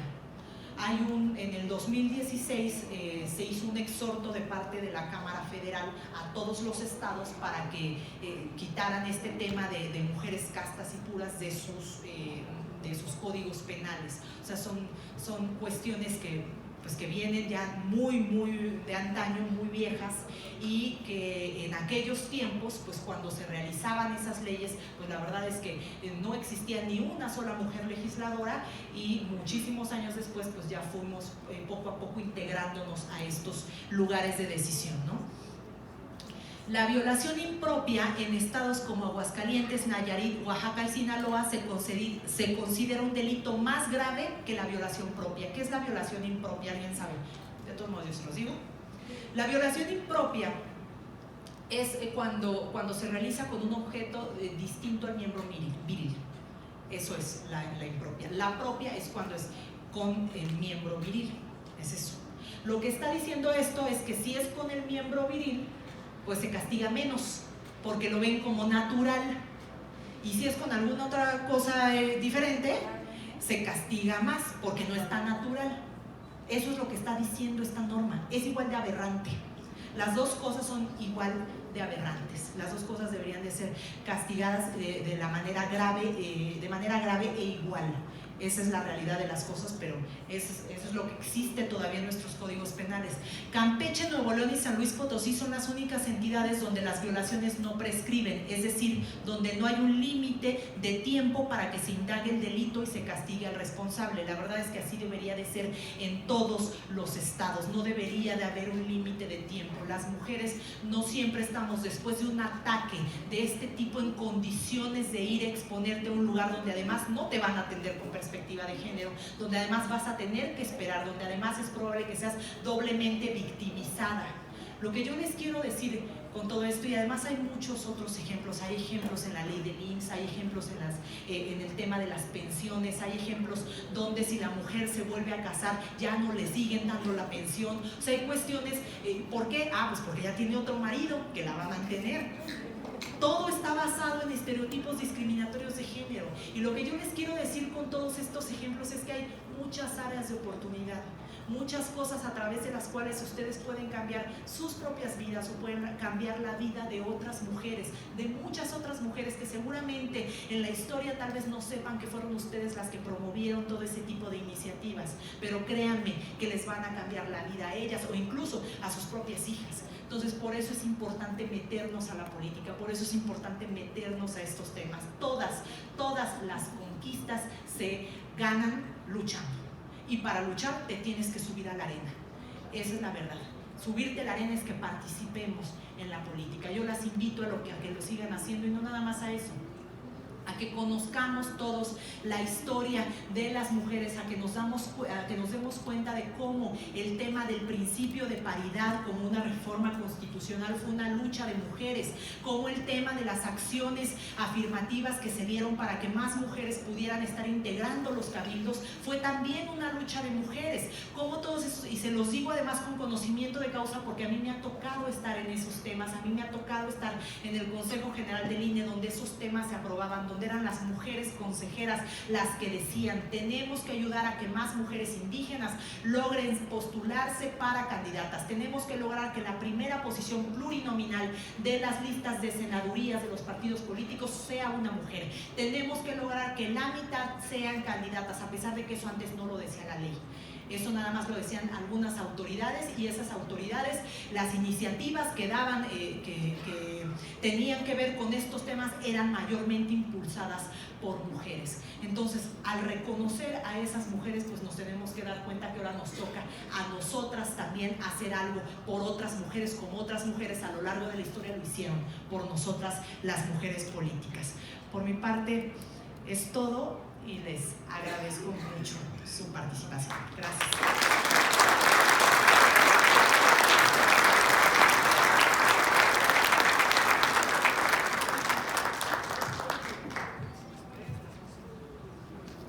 Así, si se tienen preguntas, ¿sí? Si tienen alguna pregunta, alguna duda, con mucho Pregunta, gusto. duda, queja, sugerencia, invitación. Nadie, hablan ahora, ¿no?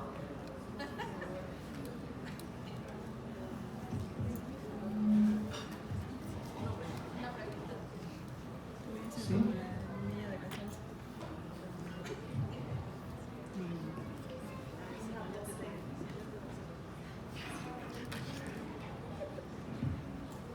Hola, ¿qué tal? Muy buenas tardes. Hola. Pues, bueno, me presento Luis Alberto, soy de Acción Juvenil. Antes que nada, pues, es un gusto que puedan compartir este tipo de pláticas que, como bien dice, no solamente es promoción política de la mujer o para la mujer. Debe ser, yo creo que una cuestión inclusiva en la que podamos entrar los jóvenes, los chavos, a entrar a estos temas en los cuales nos preparemos para ir haciendo el terreno para que sea un poco más fácil la entrada tanto para las mujeres y los hombres dentro de la vida política.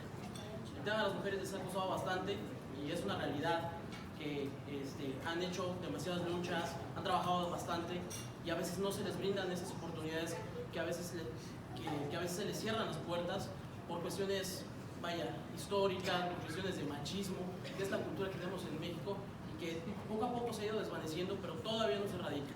Entonces hay que seguir trabajando en eso. El PAN está trabajando en eso y creo que con pláticas como estas y que involucremos a más jóvenes, a más hombres, como tal en este tipo de charlas, iremos abriendo sin duda alguna y despejando esos tabús, quitando esos paradigmas y abriremos brecha y será un mejor futuro tanto para los hombres como para las mujeres. Una convivencia sana, una competencia sana en la que no nos discriminemos, en la que no nos peleemos por cuestiones de género. Entonces, pues me gustaría nada más hacer una pregunta. ¿Cuál ha sido su principal reto? Aparte como madre, como todo lo que han podido hacer, creo que muchas mujeres de aquí son un ejemplo de ello, pero ¿cuál ha sido el principal reto que ha enfrentado dentro de la vida política? Muchas gracias.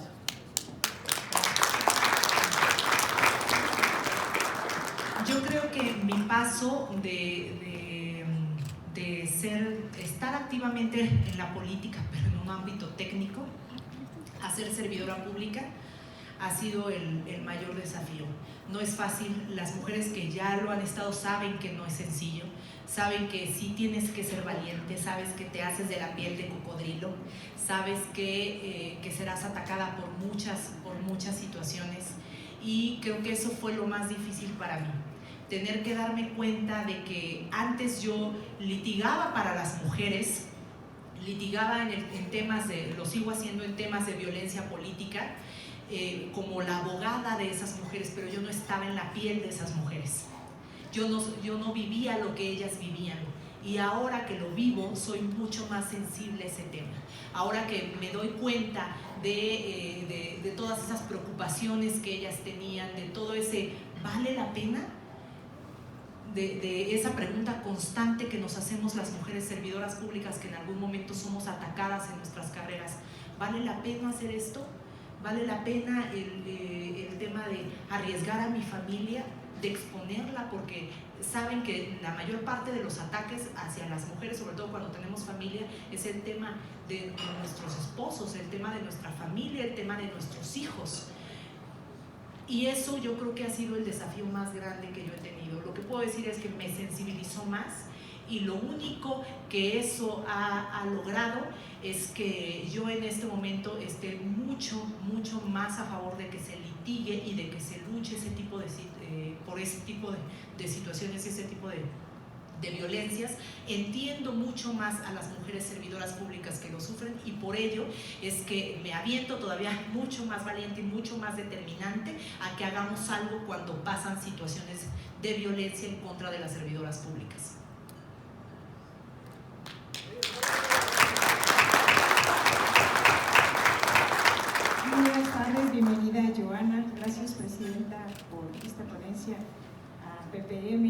gracias. Y bueno, pues a todas y a todos los que se encuentran el día de hoy, creo que nos llevamos una excelente tarea de involucrar a más mujeres. Quiero decirte, Joana, que tú has sufrido violencia de género y violencia política, a lo mejor de manera diferente que alguna de nosotras o algunas de nosotras. En mi caso, yo también vengo incluso de provincia, y que en la provincia es, creo que mucho más difícil salir adelante como mujer, porque siempre nos tachan. Y algo que es muy común para nosotras las mujeres es, la primera etiqueta que nos ponen es que ya se acostó con alguien, por eso es que le están dando ese espacio, ¿no? Entonces, es la primera etiqueta como mujer, lamentablemente. Pero esta experiencia tuya y todo el aprendizaje que tú has llevado, que tú has obtenido y que hoy nos los vienes a compartir, nos dejas tareas importantes para atraer a más mujeres. Porque efectivamente, no solo Puebla, sino a nivel país, no solo en los municipios, sino a nivel estado, país, carecemos de perfiles de mujeres. Así que, amigas y amigos también, por supuesto, tenemos mucho trabajo. Así como hubo mujeres que lucharon por nosotras para que hoy estuviéramos aquí, hoy a nosotras nos toca también a invitar a más mujeres, y que para los próximos eventos que tengan que ver con tema de mujeres haya más mujeres. Muchas gracias. Bienvenida, Joana. Es un tema efectivamente el que les decía, la interseccionalidad. Es como mi experiencia tal vez es diferente a la experiencia que se tenga en provincia, a la experiencia, no es la misma la discriminación, les decía hace rato, de una mujer política en la Ciudad de México o en Monterrey o en Guadalajara, a la experiencia de una mujer en Chiapas o aquí hablando de Puebla, en Huachinango o en la sierra, es diferente. A veces es mucho más fuerte, a veces es mucho más cruda, y eso lo tenemos que entender pues primero las mujeres, ¿no? ¿Alguna otra? Hola a todas, muy buenas tardes. Bueno, agradezco a la presidenta, secretaria Joana por estar aquí. Digo, qué padre tema, es un tema súper importante y bien lo dijiste, ¿no? Creo que el principal reto que tenemos como mujeres es la confianza, ¿no? Y todo lo que hay detrás de ser mujeres, ¿no? El hecho de, por ejemplo, la presidenta, ¿no? Que es mamá, ¿no? Y que tiene que, digo, es muy importante su familia, ¿no? Entonces, o sea, lograr un balance, ¿no? Con el trabajo, la familia, ¿no? La política, y creo que es un gran problema, ¿no? La confianza entre nosotros mismas, pero también creo que se debe justamente al tema que decías, ¿no? Y que muchos dicen, o sea, el peor enemigo de una mujer es una mujer, ¿no? Y entonces el reto más importante, siento en este momento, es que pues como mujeres nos echemos la mano. Nos necesitamos unidas, nos necesitamos muy fuertes, porque si nosotros mismas no lo hacemos, los hombres menos van a querer apoyarnos, ¿no? Entonces, pues bueno, yo las invito a todas, ¿no? A echarnos la mano unas a otras. Pues digo, tenemos nuestra casa, ¿no? Acción Nacional, empezar desde aquí, ser el ejemplo allá afuera. Y pues bueno, muchas gracias por la ponencia y pues bueno, eso es todo. Muchas gracias a ti. ¿Se acuerdan que hace un ratito estábamos hablando de por qué las mujeres somos tan críticas de las propias mujeres? Además de ser críticas con nosotras mismas de las propias mujeres. Y les decía que no siempre en la historia fue así, que pasaron determinadas cosas, pérdidas de derechos de las mujeres y varias cuestiones que tenemos que estudiar y que tenemos que aprender de la historia de las mujeres en la humanidad. ¿Qué pasó cuando las mujeres ya estábamos relegadas únicamente al cuidado y en escuelas especiales para mujeres, donde teníamos que aprender a hacer cosas de mujeres del hogar, a hacer cosas de la familia, a cocinar, a planchar, a hacer todo este tipo de cosas, o a cuidar a nuestros hijos? Lo que pasó es que empezó a haber en esta historia de la humanidad una competencia entre mujeres, porque ahora tu única aspiración era tener esposo. Entonces de ahí viene esta cuestión cultural de esa crítica tan fuerte que nos hacemos entre mujeres, porque no había una competencia profesional, porque no podíamos ingresar a las escuelas que, donde hubiera donde pudiéramos estudiar medicina o pudiéramos estudiar leyes o pudiéramos estudiar arquitectura o alguna otra cosa, alguna profesión. No había esto en el tema de la historia de las mujeres. Entonces, ¿qué empezaron a hacer las mujeres? Empezaron a competir por el hombre con el que se querían casar. Porque lo peor era, pues, si quedabas sin esposo a determinada edad, bueno, pues entonces ibas a tener que pertenecer seguramente como monja a alguna religión o alguna cuestión así, o te ibas a quedar con el cuidado de tus padres que ya eran mayores y cuidar sus senectos. Pero de ahí viene. Entonces, fíjense cómo todo esto queda en el inconsciente social y queda en nuestra cultura. Por eso es que tenemos que aprender esa historia de las mujeres en la humanidad para ahorita no seguir reproduciendo ese tipo de cosas. No sé si hay alguna otra pregunta. Sí. Buenas tardes, gracias por la invitación. Y hablabas de una autoevaluación de las mujeres. A mí me gustaría que nos compartieras cómo le haces como servidor público un reto, porque es tan cruel ver los comentarios que hacen mujeres en las redes sociales y que lastiman y discriminan y ver que las propias mujeres hacen ese tipo de comentarios. Es tan lamentable ver que por eso también las mujeres, pues de repente es ese miedo, el estarse enfrentando y tener una piel de elefante y esa crueldad con la cual hasta esa rivalidad y se vuelva en unas redes sociales que estén atacando entre mujeres y que no haya una sola mujer que de repente tome esa iniciativa de defender o por lo menos decir, no te expreses así de una mujer. Con eso yo creo que sería suficiente. ¿Cómo te sientes tú? Porque llega un momento en que yo como servidor público lo he sufrido demasiado, y que llega un momento que dices, no puede ser. Y estas pláticas son muy importantes y ahorita llegan, por ejemplo, ahorita aquí en Acción Nacional, pero a mí sí me gustaría que ya dentro de las próximas candidatas que lleguen al Senado o al Congreso, pues sea una iniciativa también para que sea en las escuelas ya desde los niños empiecen a inculcarles el respeto y que esas redes sociales no sean tan crueles. Gracias. La verdad es que estos foros para mí han sido de una gran catarsis. O sea, puedo decir que gran parte de lo que me ha ayudado ahora que estoy en el servicio público, pues es venir a estos foros.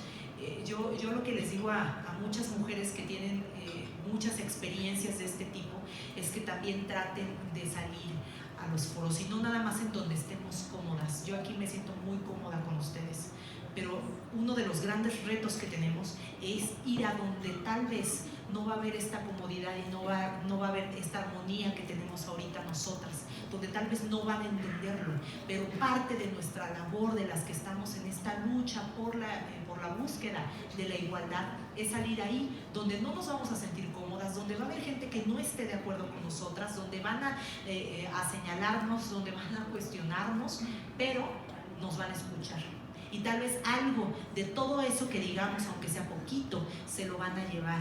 Entonces es importante también salir de la comodidad de ahorita entre nosotras, mujeres panistas que tenemos más o menos las mismas experiencias, a que ustedes se lleven esto a sus comunidades y en sus comunidades donde saben que las cosas no van a ser tan armoniosas como aquí, también lo hagan. Ese es el reto. Si queremos empezar a poner un granito de arena en esa búsqueda de la igualdad, empiecen a hacerlo en sus comunidades. Es uno de las sugerencias que humildemente les hago. En el tema de las redes sociales, sí, las redes sociales es hoy por hoy el medio comisivo de perpetración de violencia más grande que hay en contra de las mujeres políticas. Es el más grande que hay. No se puede, no se ha podido, y yo dudo mucho que en algún momento eso se pueda regularizar, a pesar de que se trata de violencia, y que la violencia, cualquier tipo de violencia, reproduce más violencia, así sea política, así sea de cualquier otro tipo de violencia, nada más genera más violencia, y si lo seguimos tolerando, entonces vamos a continuar con todos estos problemas sociales que tenía. Yo les decía, no son problemas de las mujeres, son problemas de toda la sociedad. ¿Qué es lo que tenemos que hacer ahí? Bueno, creo que ahí me aviento el comercial. El día lunes vamos a presentar un proyecto en el Senado de la República, al cual están cordialmente invitadas, desde luego presidenta, desde luego secretarias. Lo que queremos es presentar un proyecto en una rueda de prensa donde estaremos acompañadas por las senadoras de Acción Nacional, desde luego, por distintas regidoras y síndicas, porque es un proyecto para ellas y para alcaldesas, donde vamos a conformar redes de mujeres servidoras públicas panistas que denunciemos todas las publicaciones que sean violentas en contra de las mujeres servidoras públicas de nuestro partido. Esa es la única manera que tenemos de empezar a contrarrestar este tipo de violencia, denunciándola en la propia página para que se baje de manera inmediata. Si lo hacemos, además de la vía legal, desde luego que también la vamos a abordar, pero es importante hacerlo también desde este tipo de redes ciudadanas, porque nosotras hemos platicado, yo les comentaba que alguna vez fui representante del PAN en el INE y en el Consejo General, y una de las grandes problemáticas que se tenían es que cuando había una denuncia de violencia decían, es que hay un video en YouTube donde se me señala, donde dicen que estuve con no sé quién, que hice no sé qué, que mi hijo, no sé, ya saben, todo lo que ya no sabemos. Y lo denuncian ante el INE, y el INE dice, oye, sí es cierto, o sea, hay calumnia, hay esto y lo otro, inmediatamente medidas cautelares, hay que bajarlo. Bueno, el INE no lo puede bajar, tiene que enviarle una resolución y tiene que enviarle un aviso a la empresa que es YouTube, que no está en México, o a la empresa que es Facebook, o a la empresa que es Twitter, o en todas partes donde esté pasando ese video. Y lo que dicen los empresarios que tienen que ver con la representación de estas empresas es que tenemos que pasar con muchos protocolos para poder hacerlo, y eso lleva meses. 6 meses termina la campaña y ya, ¿para qué? Entonces, ellos mismos nos decían, la única manera pues es a través de sus redes ciudadanas, de sus redes. Es lo único que se puede hacer, porque a través de esa denuncia tienen algoritmos específicos donde se bajan esas publicaciones. Bueno, si esa es la única herramienta que hoy por hoy tenemos para poder empezar a hacer algo para prevenir y erradicar la violencia en las redes sociales, pues entonces lo vamos a hacer. Y por eso vamos a lanzar ese proyecto para las mujeres servidoras públicas panistas desde el Senado de la República el día lunes, y las invitamos a que se unan a ese proyecto, a esas redes, a que participen, a que seamos solidarias con nosotras mismas. Tal vez no la conozca, pero a mí como servidora pública, o si alguna vez soy servidora pública, me va a pasar exactamente lo mismo que a ella.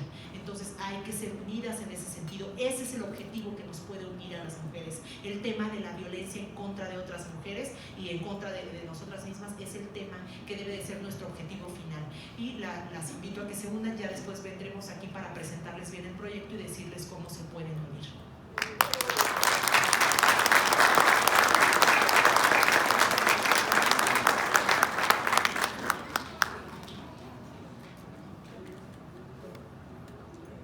Bueno, muchas gracias. Bienvenida nuevamente, abogada Joana.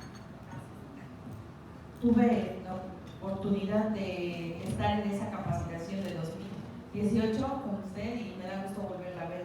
Gracias al Comité Directivo Estatal por la invitación. Para muchas mujeres en Puebla, sobre todo, tuvimos un gran ejemplo en el año 2019, 18, bueno, la elección de nuestra gobernadora Marta Erika, ¿no? Creo que es un gran ejemplo que nos quedó, una gran inspiración, y bueno, solamente para enfocarme en qué retos nos pueden, como preguntan, qué retos, para nosotras las mujeres vienen muchos retos, pero qué consejos nos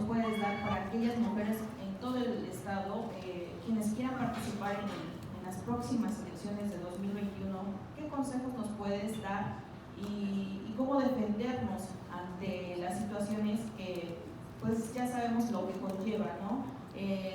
Ser, a lo mejor representar o estar dentro de alguna organización o algún grupo social, sabemos que cómo vienen los ataques, ¿no? ¿Qué nos recomiendas? ¿Qué tips nos das? Tenemos diferentes partidos políticos, van a poner su propuesta. Por supuesto, nosotros estaremos en la mejor disposición de tener pues, los mejores perfiles para ganar y sobre todo también para dar resultados, ¿no? Porque no es lo mismo en campaña que la gobernabilidad, ¿verdad? Pero esa sería mi pregunta. Supongo que los retos cuando sean candidatas. Así es. Ok. Van a ser muchos, muchas de ustedes ya lo saben. Yo creo que una de las cosas que nos hace falta a veces en nuestros equipos es incluir a mujeres que ya hayan tenido esa experiencia. Hay muchas mujeres muy valiosas que alguna vez han pasado campañas y que ahorita ya no lo hacen, o alguna vez fueron servidoras públicas y que tal vez ahorita no lo hacen, y están ahí con toda esa experiencia, con todas esas vivencias, con todo, y ya no son incluidas con sus experiencias para otros proyectos. Yo lo que les sugiero, buscar también a esas mujeres que tienen esas experiencias. Ellas son las que les van a decir de manera inmediata, va a pasar esto o el otro. Yo qué hice, yo hice esto, a mí me funcionó esto. Hay muchísimas cosas que pueden servir, que pueden funcionar, pero yo creo que no hay mejor manera que aliarnos con aquellas mujeres que ya han vivido el reto de las campañas políticas. No es sencillo, pero creo que podemos incluirlas. Yo conozco a muchas mujeres que de repente han dicho, oye, es que yo pasé por eso, o a mí me pasó algo muy parecido en mi campaña, pero nadie nunca me pregunta, o nadie nunca me busca, no puedo compartir mi experiencia. Entonces creo que primero pues tenemos que también hacernos llegar de esas experiencias de mujeres que ya han pasado por campañas. Eso sería lo primero. Lo segundo es que si ya estamos en eso, si ya nos metemos primero, con meternos, créanme, independientemente de los resultados de la elección, ustedes ya ganaron. O sea, esa experiencia que ustedes van a adquirir ahí, ya ganaron. No tengan miedo a meterse en eso. Creo que es importante que nos demos cuenta de que con nuestra sola participación en una campaña, que no es fácil ni para hombres ni para mujeres, para ninguno de los dos es fácil, aunque sabemos que en nosotros va a ser muy diferenciado el ataque. Entonces quiero que se mentalicen en eso, que ya una vez que ya están ahí adentro y que van a poner su mejor esfuerzo con lo que tengan, con los recursos humanos, materiales y económicos que tengan, van a poner su mejor esfuerzo. Ustedes ya ganaron independientemente del resultado de la elección. Esa sería como mi segundo consejo, esa mentalización. Muchas gracias. Y con la última pregunta, y con esto concluimos, por favor.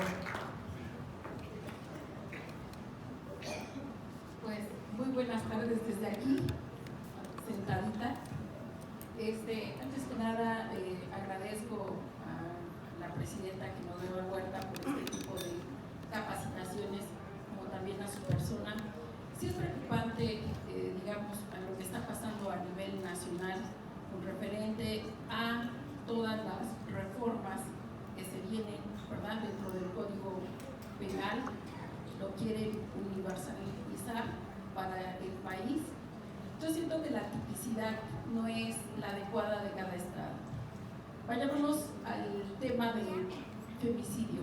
Para mí, el hecho de tener un derecho natural y que para mí los derechos humanos son fundamentales, que deben de perseverar desde el nacimiento de un ser, siento yo que eso se debe de legislar ante el Senado de la República para que puedan los menores, los pequeñitos, conocer esos valores e ir cambiando esa expectativa. Siempre he dicho, abramos más escuelas para que tengamos menos delincuentes. A razón de eso, siento yo que esto es algo nutritivo, es algo edificativo, y de antemano muchas gracias por estar aquí, pero sí era mi comentario de que la mujer prevalece menos que la fuerza o la capacidad del hombre. Y luchemos porque realmente estas personas que hoy en día son Morena, que realmente no tienen los conocimientos y Puebla está pasando por unas de esas situaciones.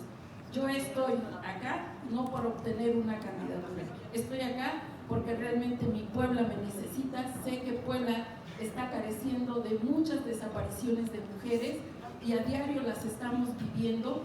Puebla está sufriendo violencia tanto en personas como en varones, los colapsos sociales se están dando y yo creo que vamos a destruirnos entre nosotros mismos.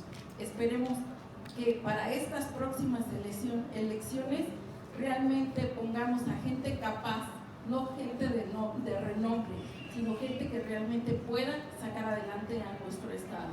Eso es lo único que quiero y muy amable. Gracias. Claro que sí. Puebla merece mujeres y hombres capaces. Más fuerte el aplauso. Oigan, queremos que Joana se lleve en el corazón el cariño de las poblanas y de los poblanos. ¿Les parece que le echemos una porra a Joana? ¿Sí? 1, 2, 3. ¡A la ¡Joana! Porque eso a veces necesitamos, ¿sí o no? A veces nada más necesitamos una palabra de aliento, una porra, un abrazo. A ver, nos vamos a parar todas, porque además, para estirar un poco las piernas. A ver, volteen a la derecha.